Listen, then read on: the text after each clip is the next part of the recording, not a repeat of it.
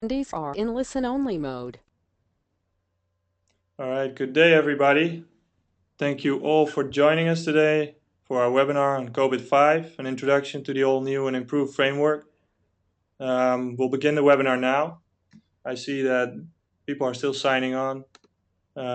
So let's see, before I start, I'd like to say that this webinar lasts approximately 1 hour, of which 40 minutes of the presentation, and we'll spend the last 15 minutes of answering questions from the audience. If you have any questions, please use the chat function in the webinar tool menu. It's on the right in the lower part, the toggle menu. And of course, the slide deck will be made available for download to you in the coming week. And this webinar will also be recorded, so you can actually look back later, share it with your colleagues. All right, let me check the audio before we start if I'm audible. So let's see if you can hear me. It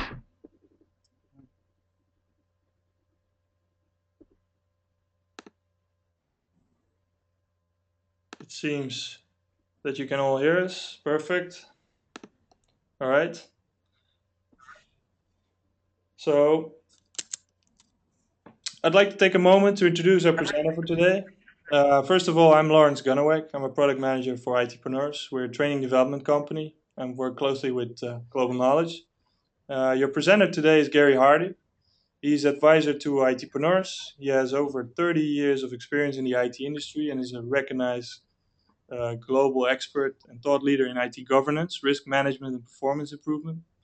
Gary has held director positions at Deloitte and Arthur Andersen, and he's a co-author of the COBIT framework, past ISACA board member, UK chapter president, and regional vice president. He's a founder and continuing member of the COBIT Steering Committee, and also is a lead advisor to ISACA, with more than 20 years of experience, I think, from all the way back to the beginning of COBIT. So, without anything else, I will turn it over to Gary to explain what we're going to talk about today and to get us started.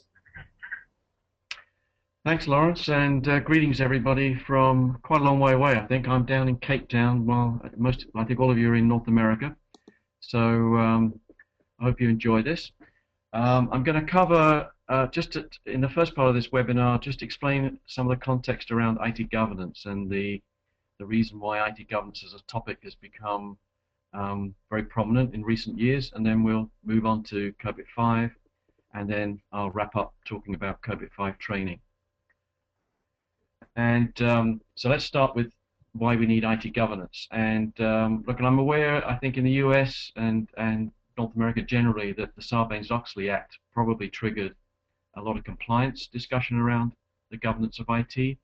But since then, there's been a growing need around the world for improved governance for real business reasons. And I'm going to talk to that in the next few slides. And I think the changing world that we're experiencing with IT is another key factor here. And in this country, in South Africa, it's becoming a very, very topical issue. And in fact, South Africa is the first country in the world to drive this from a national corporate governance code. And the key message that people here are talking about, and more I see when I travel, is this notion of IT being pervasive. It's not any longer something that we can only talk to as regards the IT function. It's something that everyone is involved in, and with mobility and modern devices, it's becoming part of every single thing we do, both at work and at home. And so it's becoming more and more recognized as a key strategic tool, but also recognized as potentially a risky tool. So I think, increasingly it's being seen as an enterprise issue. And I don't know if this news has sort of reached the US yet, but you've probably been following the Barclays scandal with LIBOR rates. But just prior to that, so it's just over 2.5 weeks ago, in the UK there was an enormous problem based around the Royal Bank of Scotland, and this was caused by simply one simple change update. It was actually a CA7 software upgrade apparently went wrong. just under 3 weeks ago, and 12 million customers of the Royal Bank of Scotland, and this includes a bank called NatWest and a bank in Ireland called Ulster Bank, were unable to operate their bank accounts for, believe it or not, 12 days. And no ATMs working, no access to systems, no transactions being processed, and it's become a huge political issue in the UK. This is the chief executive on the screen here. So there are issues and there are challenges, and sometimes these become truly significant in the sense that financial loss, shareholder value, and public image and so forth can be seriously damaged just by one silly management failure. I think from a regulatory point of view, SOX is still sort of in the background, hopefully no longer a big deal as it was 7 or 8 years ago, but increasingly there are regulations and legal requirements to do with privacy, business continuity and so forth, which are also causing governance to be a top issue amongst senior management. On these next few slides, I just want to quickly go through, from my experience, when I meet management people and senior executives, the issues that they constantly talk about in terms of why governance is needed to help them understand and use IT effectively. The business IT alignment issue has been around for a long, long time. Who really should be making the decisions? The challenge of being nimble, being able to move fast and react to new opportunities and use new technologies quickly to get competitive advantage. The issue of service quality and the need to make sure that services are reliable and things like security are in place. Outsourcing, and of course now we have cloud computing, and some people saying, this is a fantastic new cost-efficient way of not having to own infrastructure and to be able to use the latest services over the internet. Other people will say, well, yeah, but that's risky, and how do we know where the information is being protected, and what happens if we want to change supplier suddenly? How are we going to manage all of that? Security, unfortunately, is constantly a worry and seems to be getting worse. Of course, with more and more connectivity and more and more openness, that comes with the risk of unwelcome access from everyone now up to potentially even terrorists. Mobility, flash drives, mobile phones, bring your own devices, you name it. These are all handy tools, but management then think, well, what's going on here? How many of these tools should we allow access to our network? What's happening to the information in our systems? Is it leaking into these portable devices? We can get now 64 gig on a small flash drive. That's a hell of a lot of data. Regulations I mentioned before, so these are not just technical, IT-related regulations, more and more business regulations, because IT is part of everything we do. IT now becomes a part of the regulatory environment in all the various sectors that we operate, from health to public sector to financial. And then the last two issues that right now tend to be very, very hot and topical because of financial restrictions and the economy in being in a difficult condition, is why is it that the cost of IT keeps going up when I can walk to the local store and buy something that's 10 times more powerful than I used to have 5 years ago for a fraction of the cost? They don't accept any longer, senior management, that IT budgets should continually increase. They're expecting more and more for less and less. And when it comes to new initiatives and new projects, unfortunately we have a history in the IT industry of not delivering good business value, that roughly 3 out of 4 projects never seem to succeed effectively, and it's almost unheard of to see a proper business case and a proper business sponsorship and a proper business ownership of IT-related projects. So these are just some of the issues that, from my experience, I find management talking about and driving a new paradigm where they want more involvement, more governance, more clarity, more transparency. So IT, as a tool to enable business performance, has become more and more strategic. And I think that's why the governance topic is becoming more and more a strategic topic, and no longer just a compliance issue or a low-level, process improvement topic. It's much more important than that. So we're finding from our experiences that this is driving a change in culture and a change in mindset, and a move away from IT being seen to be technically focused. It's part of everything we do. It should be something that everyone in the enterprise understands and embraces. And more we need, I think, the business and IT guys to be engaged together in a common approach. And even, I don't know, if you're seeing this trend in North America, but more and more we're seeing people moving away from talking about IT projects and IT processes and IT technologies to business initiatives, business IT-enabled business initiatives, and business processes that just happen to include technology all of the time. So let's just pause here for a moment, and before I move on to COVID-5, it would just be useful just to see from the group we've got on the call here and how many people are using best practices and what frameworks you might be using. And look, and I know the term IT governance is a very broad term, but just generally be interesting to know what frameworks you are actually using.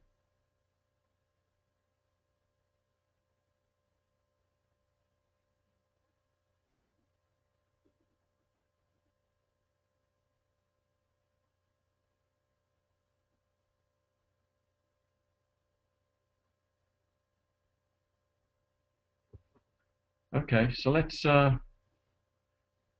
move on from that and introduce you to COBIT-5. So in this webinar, I haven't got the time to explain COBIT fully, but I hope I can just explain to you how COBIT has evolved and really what COBIT-5 is all about. Because I'm presuming some of you will be familiar and maybe some of you won't.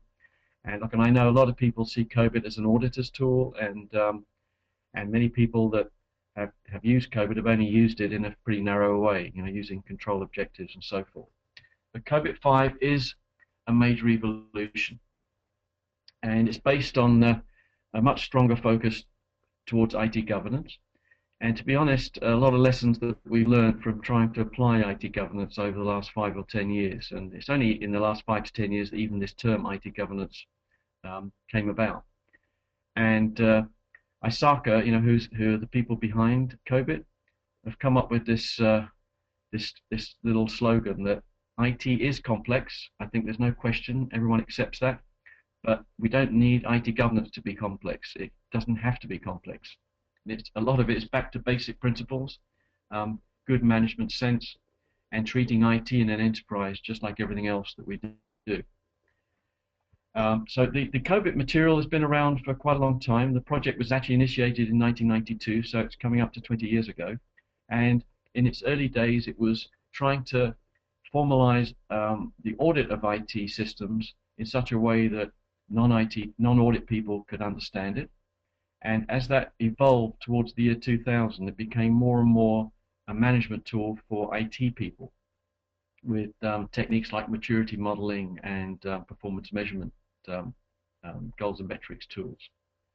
And then just after the, I suppose, 2002, around about there, that time, this notion of IT governance became very, very topical, and COBIT-4 really tried to move the earlier versions of COBIT into a full scope of IT governance. But I think the reality was that it was still seen as an IT management framework with IT governance aspects kind of dotted around in various places within the COBIT-4 model. So COBIT-5, which came through a few months ago, and the development of that started back end of 2008. So it's, these versions take 3 to 4 years to evolve. COBIT-5 was a bit of a reinvention and an attempt to really make sure that IT governance was clearly explained, and the difference between governance and management made much clearer. In terms of people who use these materials, look, this is just one or two examples. Because ISACA is not a product company and it's basically a membership group, there's no proper database that ISACA keep of all the users, but like I think it's fair to say that it's been picked up around the world, from big companies to small companies, and from public sector to private sector. And some of that use has been from an audit perspective, but we now know the demographics are very much more towards the IT community. And one of the consequences of this is that the membership of ISACA has evolved to be the majority are now IT people, not audit people, out of about 100,000.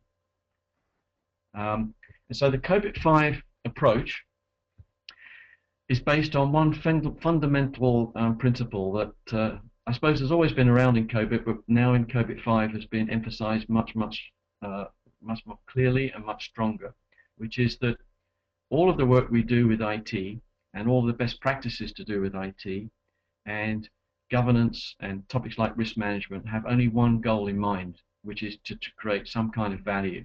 And I think there's a feeling that this needed to be reinforced, because sometimes we're more interested in the solutions, we're more interested in risk, and we forget sometimes that our existence is only there to help enable some kind of benefit and a value for our enterprises.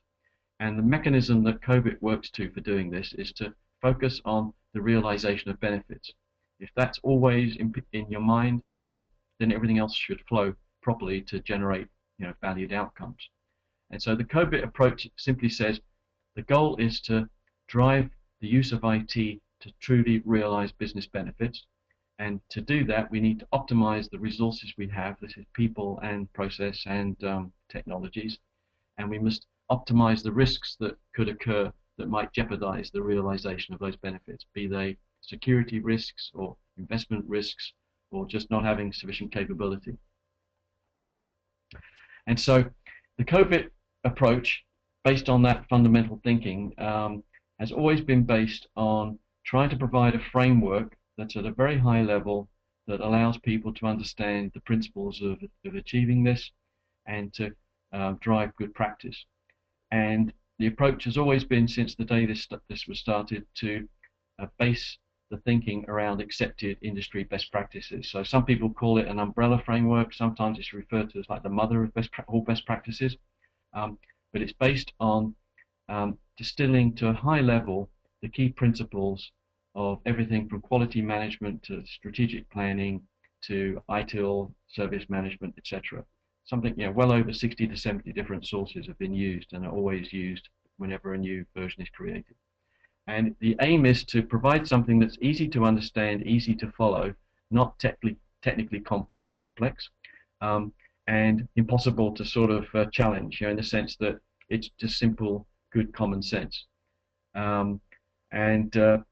I'd mentioned before control objectives. That was the traditional term used for the core component of COBIT, the fact that to achieve a good process you should achieve sound objectives, and often those are controls based.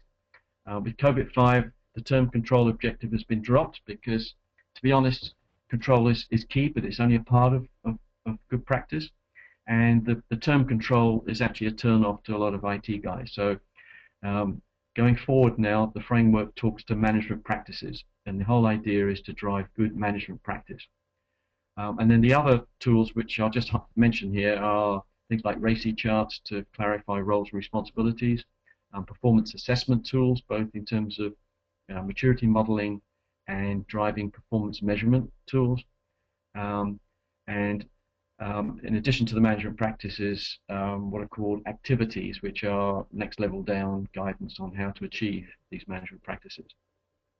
There's also implementation guidance, which a lot of people, I think, over the years haven't realized even exists, and this has been around now for probably 8 years, and with COBIT 5 it's the 4th version. The methodology is still more or less the same, but it's been aligned and updated to the latest practical insights into how to actually apply COBIT properly in the field, and it's based on a continuous improvement life cycle. It says on that last bullet point there that the material is open, not proprietary. That's true, and it says freely available. It's actually not as free as it used to be, unfortunately, in that now it's only free to ISACA members, and to non-members there's a cost involved. but that's the way ISACA have decided now to go forward. So just to touch on the way COBIT 5 has now been created, it's a significant change. There's an updated process model which I'll come to shortly. It's been aligned with the latest standards and best practices. So, for example, ITIL 2011 aligned to that. It's, I think, a lot more current in the sense that it reflects the modern IT world. So enterprise architecture, managing innovation, knowledge management, and so forth are now part of the process model. A key fundamental change has been that the scope of this model is no longer just IT functional processes. This is going back to what I said at the very beginning. And I'll just maybe spend a few minutes or a minute or two on this because it's important to understand. Given that IT is pervasive, given that IT activities affect everyone in an enterprise, and in fact even affect entities beyond the enterprise because of outsourced services and interactions between enterprises, the scope of the COBIT process model is now end-to-end and completely enterprise-wide. So it includes the business processes as well as the IT-related processes and the technologies. So just as one example, when we talk about managing change, in addition, it's aligned with ITIL, good practice in terms of change management, the steps and the activities that you should perform, but it considers change in the enterprise in any way that it has an impact on IT. So if a business process changes, that's important because it could affect the way the application systems are utilized. If the parameters within, for example, an SAP environment have been modified, that's also a key change because it can affect the way the application is utilized and maybe even accessed. And those changes don't take place in what's known as the IT function. They take place in the business environment. So the COBIT 5 approach takes the full view, and that's a big change from previous versions. And then the implementation guidance is still basically the same roadmap and the same methodology, but it's been updated with the latest insights into overcoming challenges and so forth, and is aligned to this new COBIT 5 model.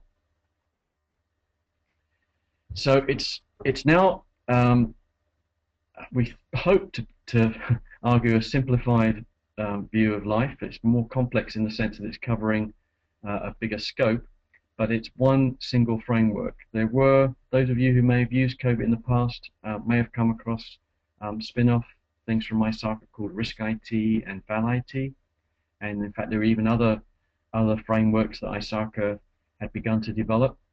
It was decided with COBIT 5 that we must go back to one simple single framework. It just becomes too complicated for people to apply, having these multiple approaches. So we've now got with COBIT 5 one framework, completely covering the enterprise, aligned as best we could to current guidance and standards and other frameworks, and everything in the one knowledge base, and laid out now in actually much easier to follow presentation.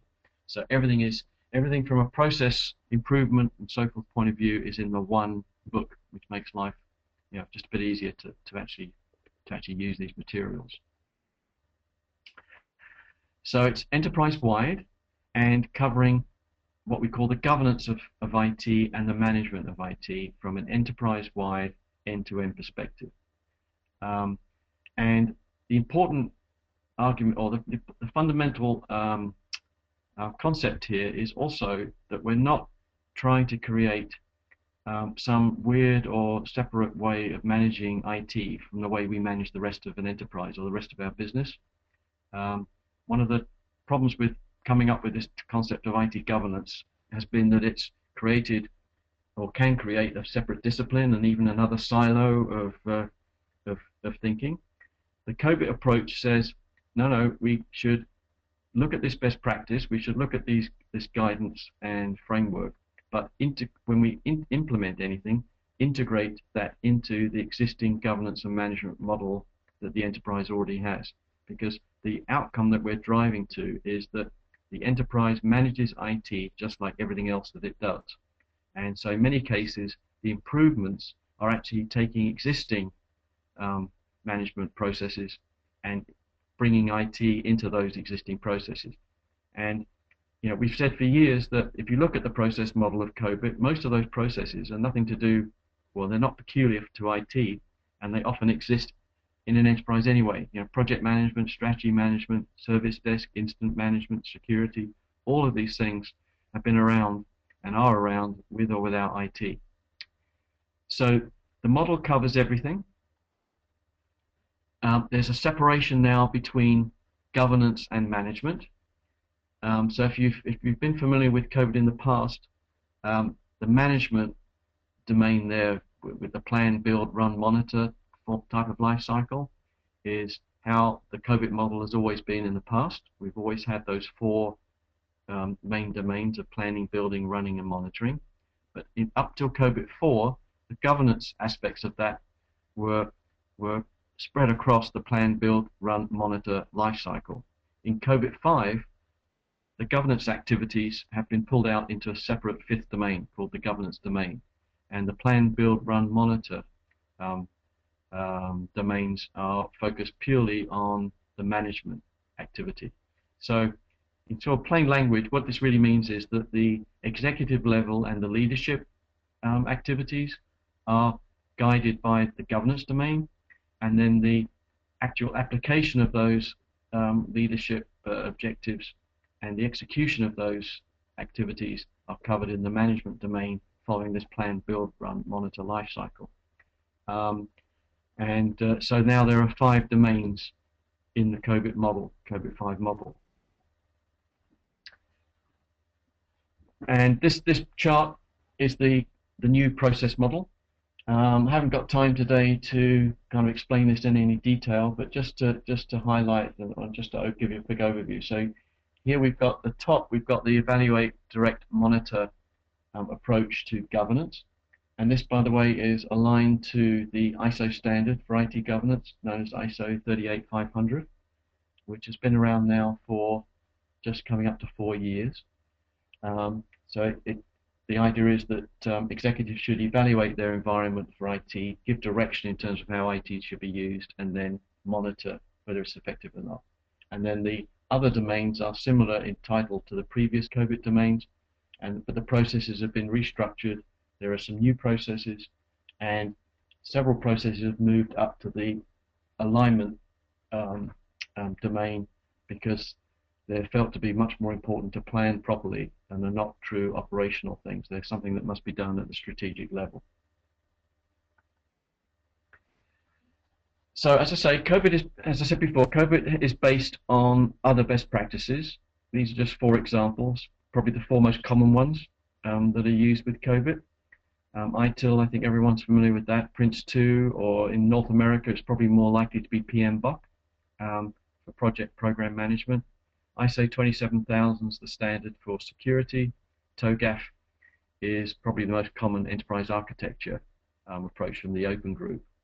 But there are many more that are also drawn from to build and maintain the COBIT guidance. So the COBIT guidance, just to repeat one more time, is high-level management practice guidance organized according to that process model that I showed you just before, at a high level. So typically for every process in that model there are roughly 6 best practice statements, and for every one of those management practice statements there are typically 6 to 8 activities that are recommended. But the view is that if you can achieve those high level management practices and activities, you will have put in place a well managed and therefore reliable process. And the idea is to use COBIT in conjunction with these other tools and other guidance materials, and to drive the use of these other guidance tools from a business perspective. So they're complementary. It's never intended that COBIT should replace any of these other best practices, but act as a kind of it's almost like a GPS for best practices. It helps tune you into the ones that are most important and where to focus and how to link those things back to business priorities. And then this slide, I'm not going to go through the detail of this, but it's just there to give you a view of this. This kind of summarizes into the one diagram the methodology for implementing COBIT or implementing governance improvements and management improvements using the COBIT materials, and is based on a life cycle of 7 cycles that's really to do with continuous improvement. Very, very similar in principle to the ITIL continual improvement book, but incorporates good change enablement and good program management, 2 things that we found from real world work to be extremely important to handle the culture changes and to drive these initiatives properly as a program of work that generates business value and business benefit.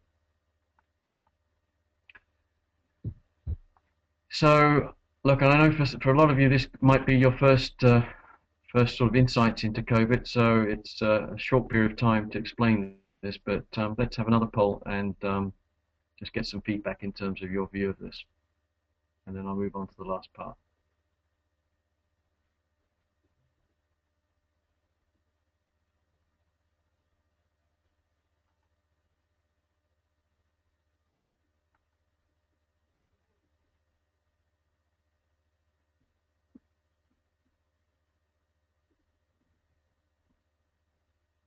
Okay, well, I seem to have done a pretty good persuasive job there. That's a lot of good positive reactions, so that's nice to see. So let's go to the last part of this then, which is the training side of things. And obviously, you know, ITpreneurs, this is their focus, and I've been working with ITpreneurs now for 7 or 8 years. And it has to be said that that's not my background. I'm not, I never came up through a kind of educational background, but came into this actually originally through some frustration. I just felt that all the good efforts of hundreds of people who've helped with this COBIT development, which is, you know, mostly a voluntary exercise. It's very unusual. It's something that the association has fostered around the world, and so lots and lots of people have contributed.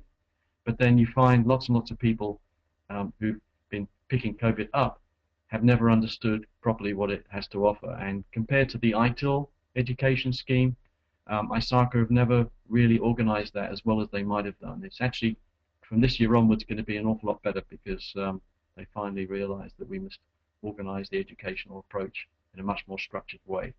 So I got involved in this simply because I felt people needed to know more, and then I have over the years become the other extreme now. I'm kind of passionate about the importance of education, and of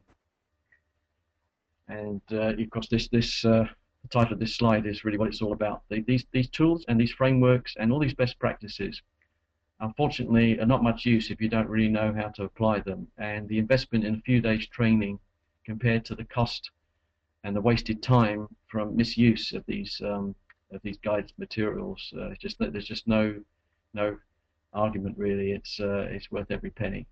So it's important, we believe, to understand COBIT properly.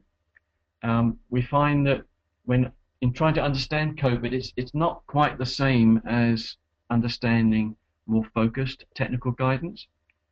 It's more to do with understanding much higher level, broader concepts, and so driving the education around COBIT is really important to shift people's mindsets and to get a change of attitude and a change of culture, just as much as understanding the actual best practices that we teach.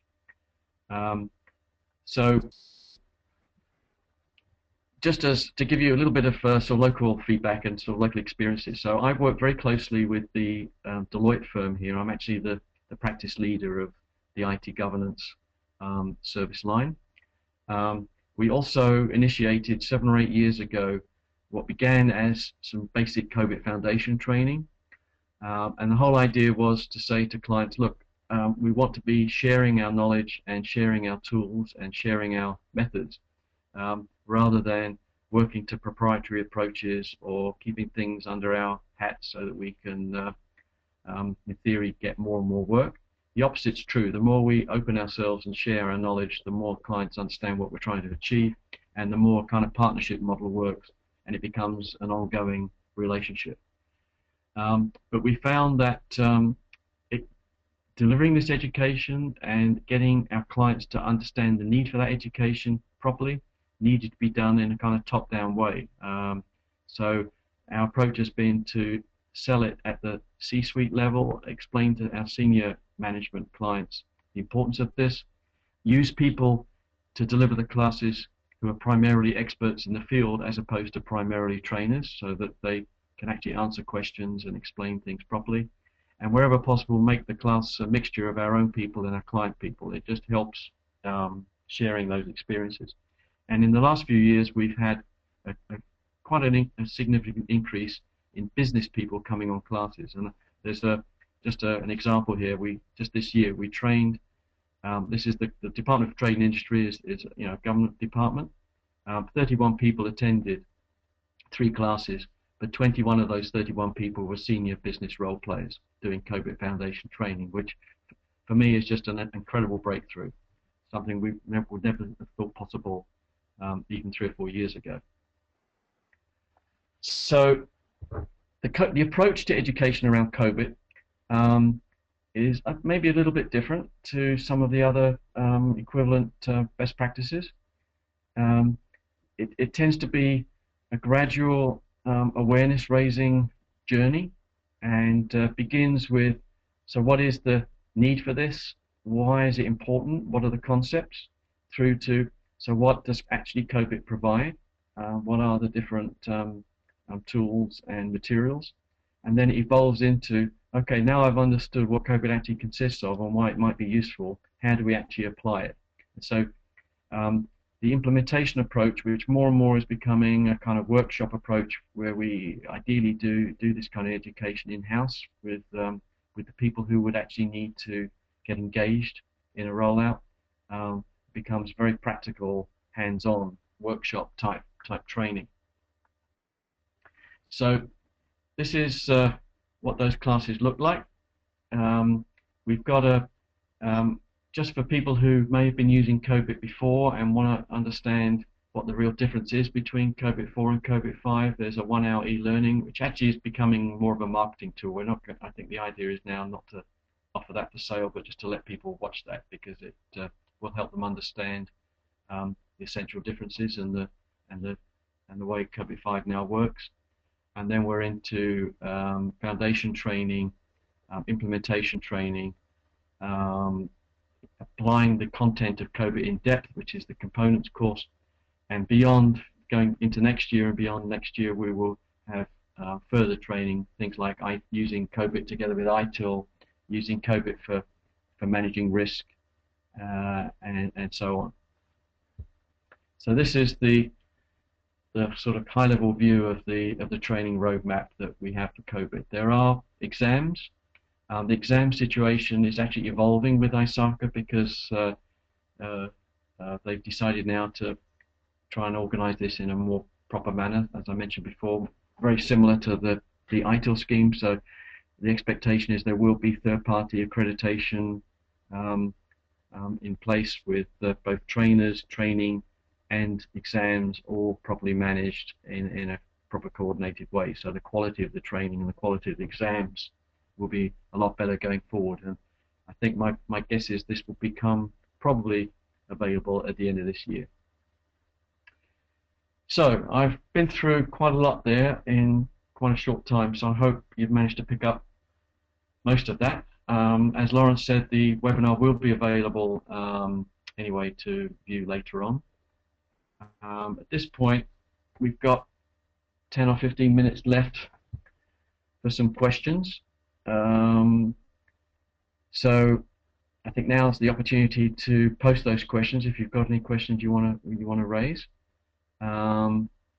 These are questions that keep coming up, so if nobody asks a question, I'll answer some of the ones on the screen here. But let's see if we've got some questions coming through. Great, Gary. Thank you.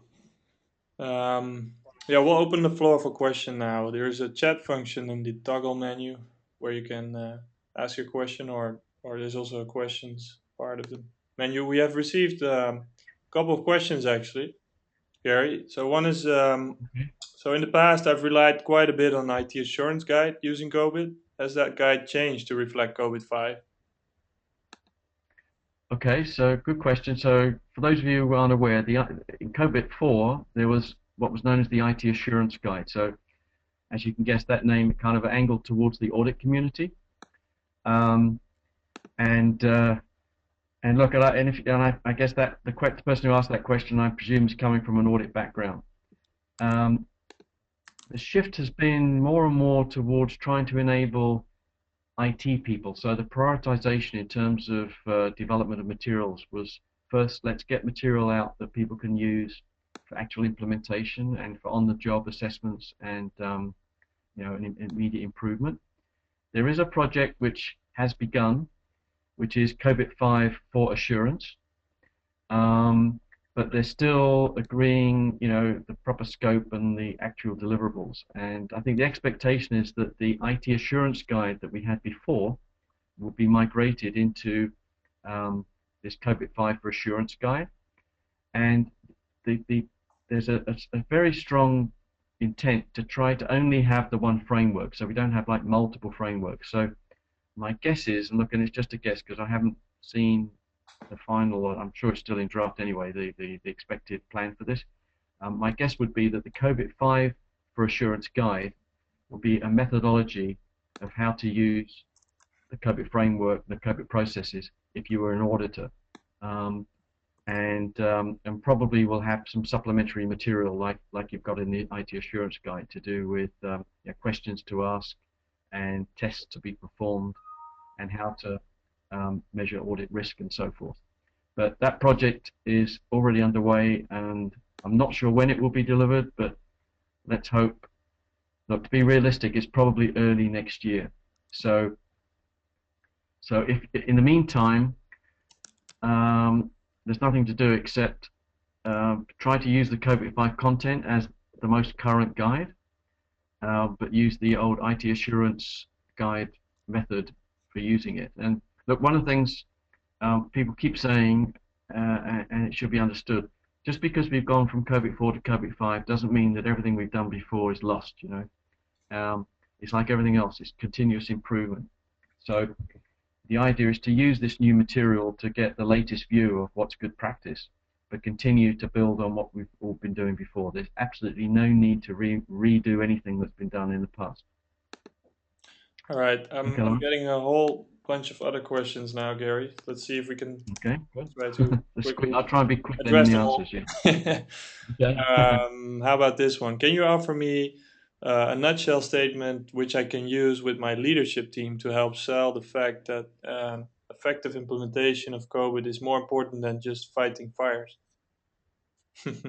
Yeah, very, very nice question. And look, it's in a nutshell, it's quite simple. Do you want to carry on with the same status quo, which is typically firefighting, reactive, situations, and probably a lot of wasted money and inefficiencies, or do you want to spend some money to change this whole model around? So finally, we move away from this idea that IT has to be a kind of frantic activity, to be much more organized, and we'll save money, we will save on investments.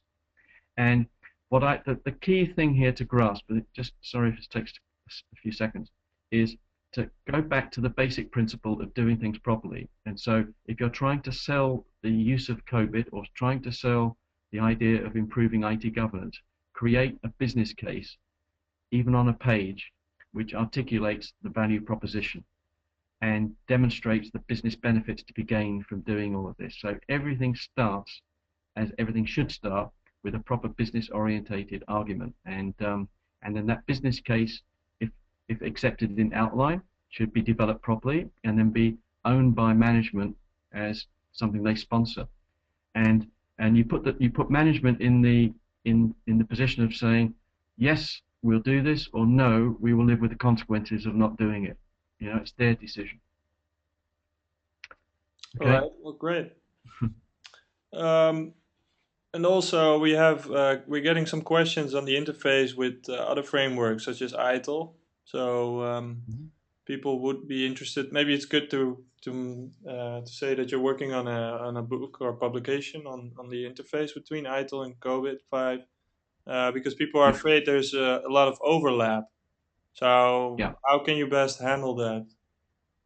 Very good question. Yeah, and I think that people are getting kind of best practice fatigue. There's almost too many of these things now, and the worst scenario is that it becomes an uncoordinated, very expensive kind of low-level, a lot of work that management again will complain about and say, well, here we go. Here's another IT type project where we're doing things haphazardly with no proper direction, no apparent business value, and a lot of expense, with no tangible results, from a user's perspective.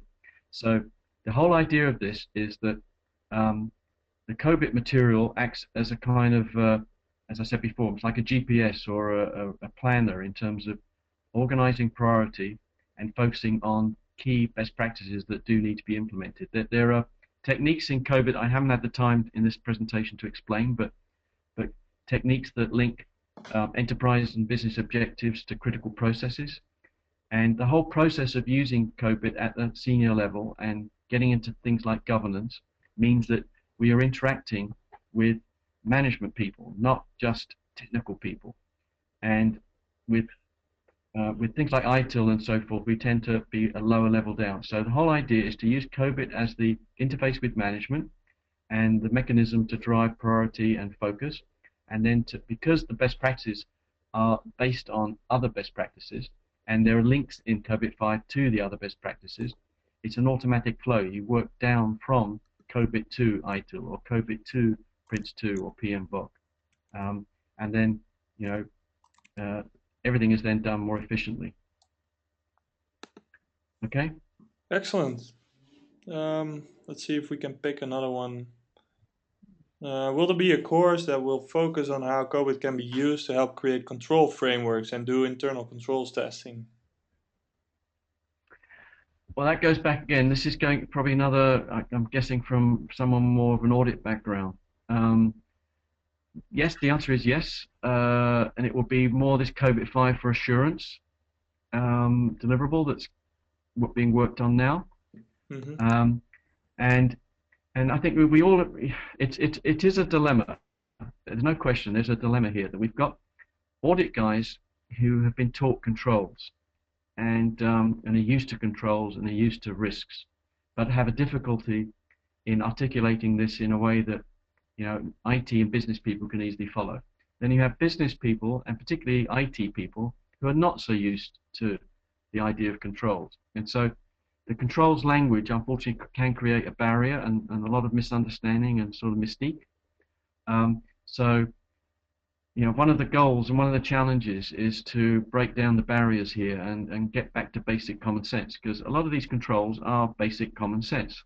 And so this is another reason why using the COBIT materials in a open kind of way and having audit people and business people and IT people collaborating rather than what we've had in the past, kind of them and us sort of attitude, with an open book. So instead of auditors coming with questions that IT and business people wonder where did those questions come from and what do they even mean, what we want is a situation where everyone is focused in the same direction on the same objectives and trying to use simple language. So we've got to be careful. We do need to think about controls and control frameworks, but we don't want to end up with something that what's the right word? Stops people from being connected and understanding this properly. Because the bottom line is that it's the business people and then the IT experts who have to implement or should be implementing, good control. Right. So do you think I'll they will explain change the all of that in a acronym? few minutes. Okay. Is there something else? Another question, maybe? Yes, this is an interesting question, actually, Gary. I'm meeting next week with my group to discuss bringing in performance metrics into the organization. Does COBIT address performance metrics, and what are they? Okay, that's a good question too. Wow. Absolutely. And this is something that from 1992, because I can remember, the discussion has always been seen to be absolutely paramount, but it's kind of odd that it's still one of the weakest areas. And the principle is very simple. On the one hand, there's been a slogan for years: you can't manage something properly if you don't measure it. It's also understood that if objectives aren't clearly articulated, then you can't blame people for doing the wrong thing, And then finally, if the objectives have been articulated, it's best to monitor and measure achievement of those objectives. And if people know that they're being monitored and measured, and they know that their objectives are in line with, a kind of enterprise view of those objectives, then they're more likely to be motivated to actually do their job properly. So this is, again, basic management 101. It's not rocket science. It's been around for a long, long time. It's just that in the world of IT, a lot of these angles have been very badly handled. So very poor explanation of objectives, very poor communication of those objectives, very bad monitoring of performance, and the bottom line has been people, rather than achieving objectives, they tend to be scrambling to fix problems. So the COBIT model, for every COBIT process has examples of what are called goals and metrics. And so the goals are examples of objectives that need to be achieved, and the metrics are examples of how you might measure those. And it's done at 3 layers of kind of hierarchy. So it's done in COBIT 5, it's done at the enterprise level. What are enterprise objectives typically, and how does IT impact that?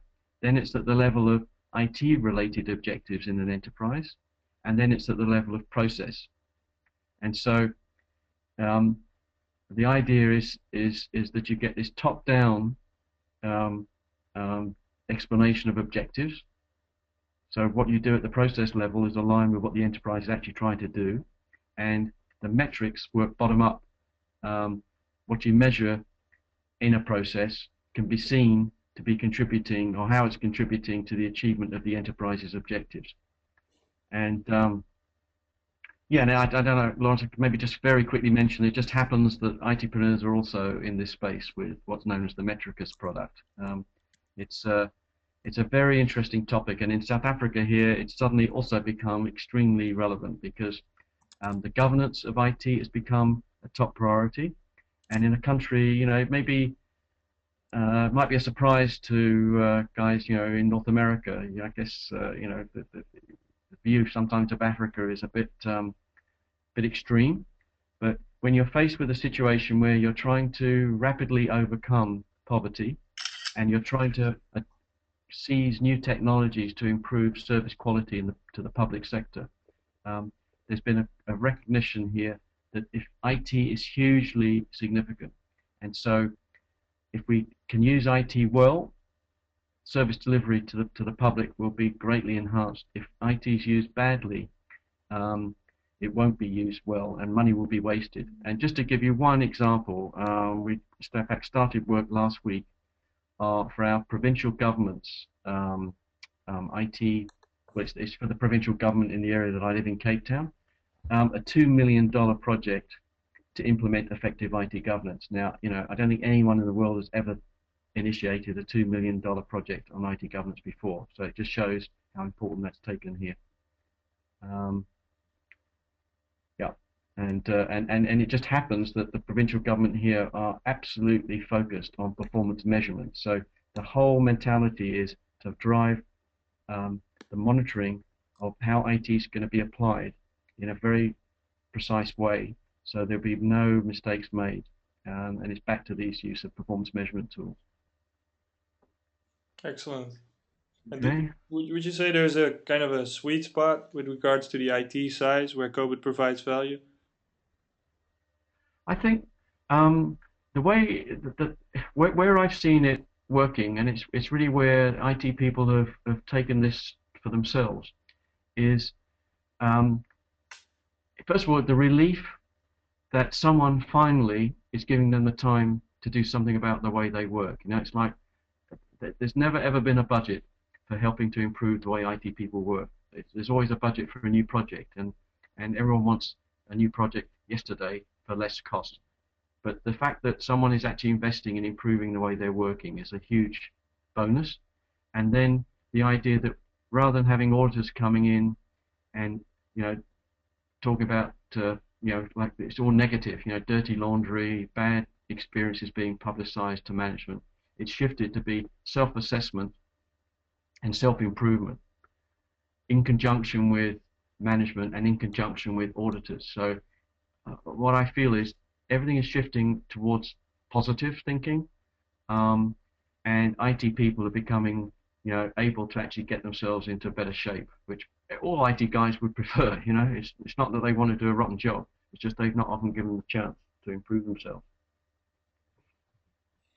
Can you provide some examples of monitoring methods and metrics? Yeah, well, as I said, the best examples are where for the management team, the information is clear and transparent. So they're not getting, loads and loads of technical data. They're getting clear indications. And I haven't got the slide on this slide deck, but one of my local clients here in Cape Town has done a very clever thing over the last 3 years, where he shows on one overall chart, it's the top sheet of a spreadsheet that he puts together.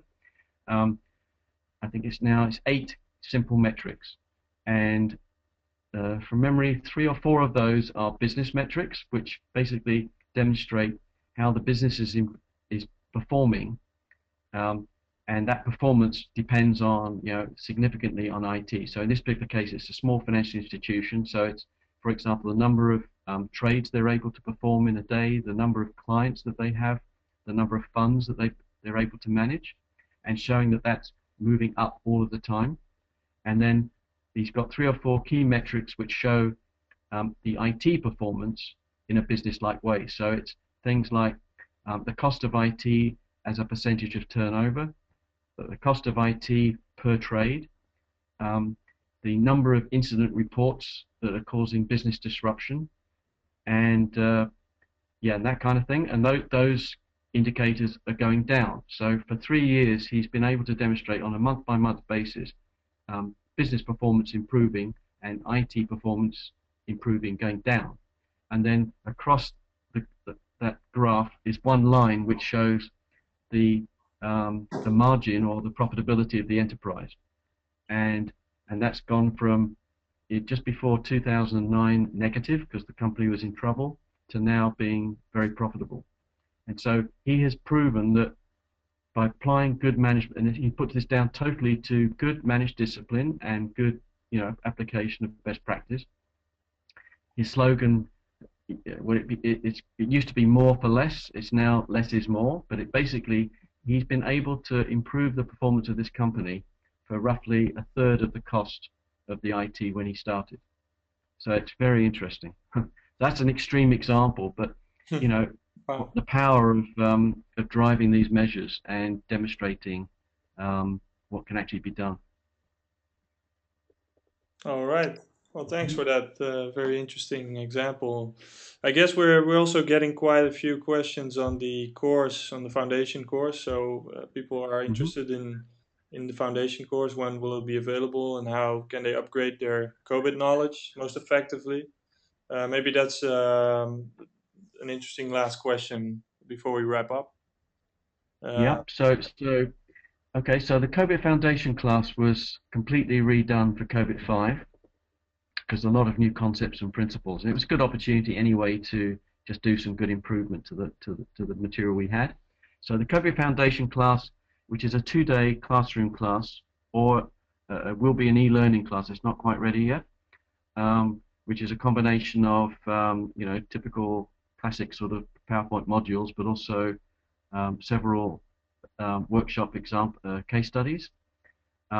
That course has been developed and has been tested now 3 times, and actually goes live, I think we could say officially, probably on the 1st of August. And then the implementation class, which is the methodology, that's being worked on right now.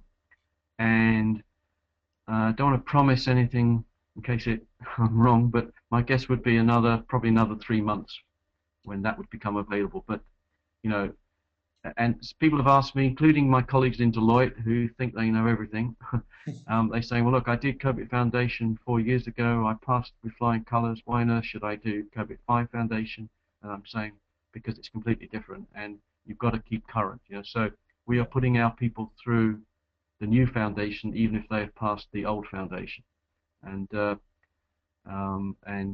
3 test classes we ran, everyone said, no, that's absolutely necessary. So that's the current picture. But there, as I said before, there unfortunately are no COBIT 5 exams just yet. That will have to come probably early next year. All right.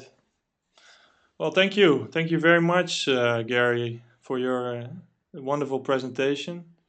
So without anything else, I would like to thank the audience very much for their time and their interesting questions.